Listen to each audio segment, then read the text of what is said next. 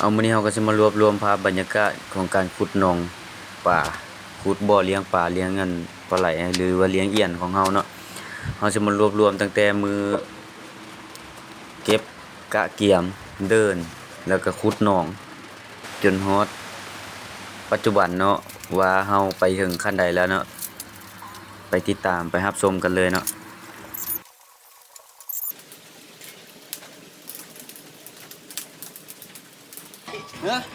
พอดีขุดไปขุดมาเนาะ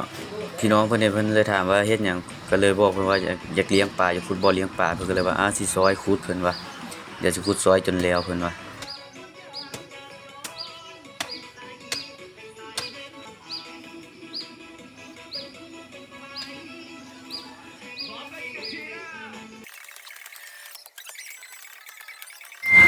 เอาเฮายันคลิปมันยาวเฮาก็เลยเล็งความเร็วให้มันเร็วขึ้นเนาะเพื่อบ่ให้เป็นการเสียเวลาเนาะ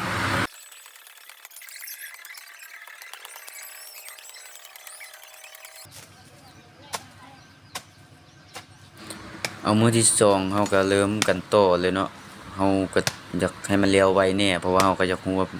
มันสิเป็นจังใดเนาะมันสิออกมาจังใดเนาะเฮาอยากรู้ว่าเฮาสิเฮ็ดได้หรือบ่ได้เนาะ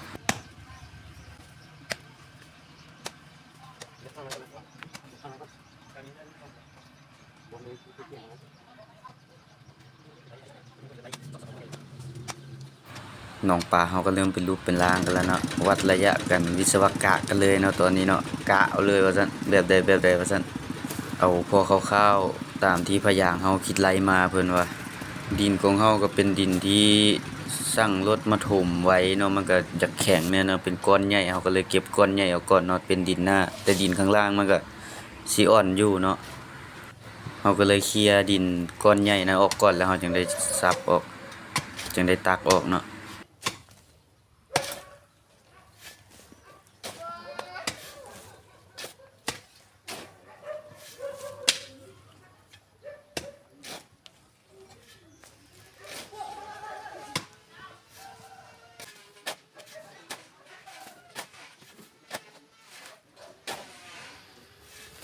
เอาเนาะ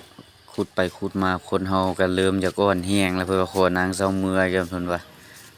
เพิ่นเมื่อยแห้งเพิ่นนั่งขุดเอาว่าซั่นยืนบ่ไหวแล้วว่าซั่นปวดเอวว่าซั่นเพิ่นว่าจัดไปเอาที่สบายใจเลย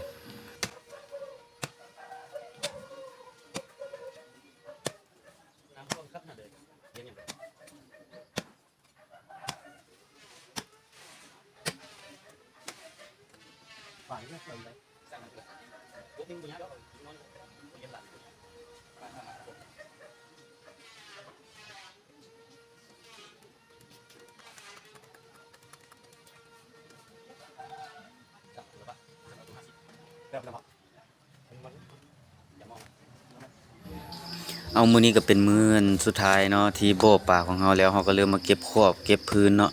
เพื่อสิลงผ้ายางปูผ้ายางแล้วก็เติมน้ำไว้เนาะ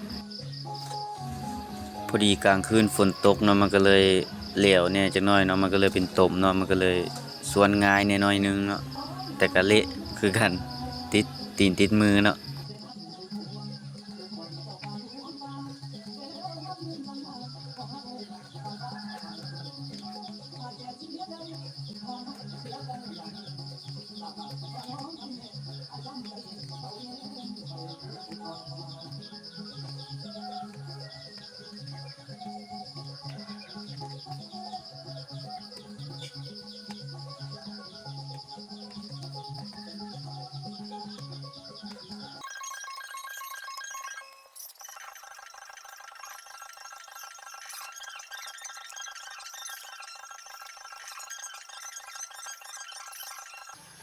เอาเนาะหลังจากที่เฮาปรับหน้าดินแล้วก็ปรับขอบแต่งขอบได้แล้วเนาะเฮาถ้าเราปูผายางเนาะ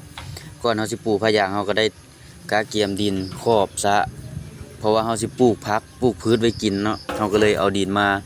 ผสมเป็นดินมาจากแคมป์ของเนาะเพื่อบ่ให้ดินมันแน่นเกินไปแล้วเฮาสิเอาแกบเอาฝุ่นขี้งัวขี้ควายมาใส่เนาะเพื่อให้ปลูกผักไว้กินเนาะ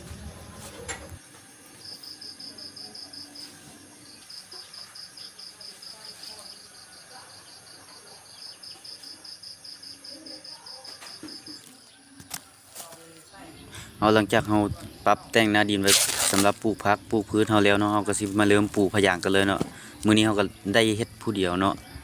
เฮาก็สิมาเริ่มปลูกพะยางกันเลยไปติดตามกันเลยเนาะว่าสิเป็นจังไดออกมาแบบใด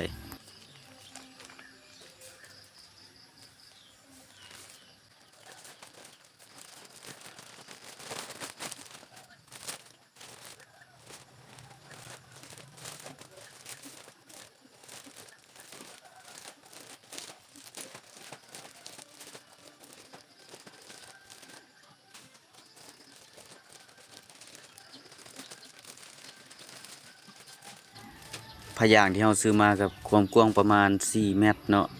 แล้วก็ความยาว10เมตรเนาะที่เฮาสั่งมาเนาะ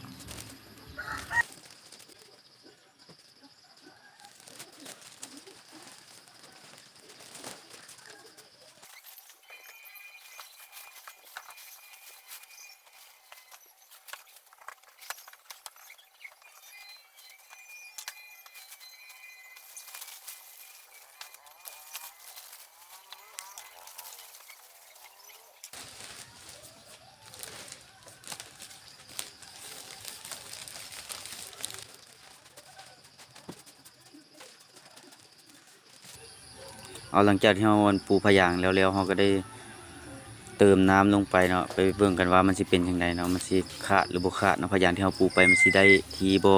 ที่เห็นขอบพะยางโผล่ขึ้นมาเพราะว่าเฮาปูแล้วเฮาพับไว้เนาะเพื่อว่าน้ำท่วมเฮาสิได้เอาพะยางที่เฮาพับไว้ให้ดึงขึ้นอีกได้เนาะดึงขึ้นไว้แล้วเฮาสิมีไม้มาแอมสังกะสีคาดของเฮามาแอมไว้เนาะเพราะว่ากายน้ำท่วมเพิ่นว่าอยู่บ้านเฮาก็เลยยันน้ำท่วมเฮาก็เลยดึงขอบพะยางมาพับไว้แล้วก็เอาดินถมไว้เนาะอันนี้ก็แม่นเฮาสิเอาในบัวที่เฮาสั่งมาเนาะเป็นบัวจากบัวญี่ปุ่นเพิ่นว่าเนาะมันมีหลายสีเนาะเฮาก็สิได้มาเพาะใส่ขวดน้ำไว้เนาะมาเบิ่งกันว่ามันสิงอกมาเป็นจังไดมันสิเกิดหรือมันสิถ่ายเนาะเฮาก็บ่เคยจักเทื่อเนาะไปลองกันเลยเนาะหลังจากที่เฮาเพาะบัวถ้าว่าเฮาเพาะแล้วเนาะปาไว้ในขวดแล้วอีกประมาณ2มื้อหรือ3มื้อเฮาสิมาอัปเดตให้เบิ่งเนาะว่าบัวเฮาเป็นจังไดเนาะตอนนี้น้ำเฮาก็เริ่มสิเต็มแล้วเนาะเริ่มสิได้ทีแล้วแต่เฮายังบ่ได้เอาปลาลงตอนนี้เด้อเพราะว่าปลาเฮาก็ยังบ่ทันละได้มีเนาะบ่ทันละมีพันธุ์ปลาเนาะเฮาเตรียมบ่อเตรียมหยังไว้ซื้อแล้วเฮาก็ ได้เอียน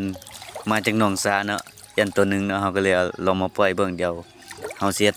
หังให้มันอยู่เนาะตัวเดียวไว้ก่อนเนาะส่วนตัวน้อยมันให้มันใหญ่ก่อนแล้วเฮาจึงสิเอามาลงนำเนาะหลังจากนั้นเราก็ลอยน้ำดินเนาะเพราะว่าเฮาฮ้อนเนาะดินมันก็อาจสิบ่ทันละแน่นเนาะน้ำก็เลยมีขุ่นแน่เพราะว่าดินมันเจือนลงมาเนาะ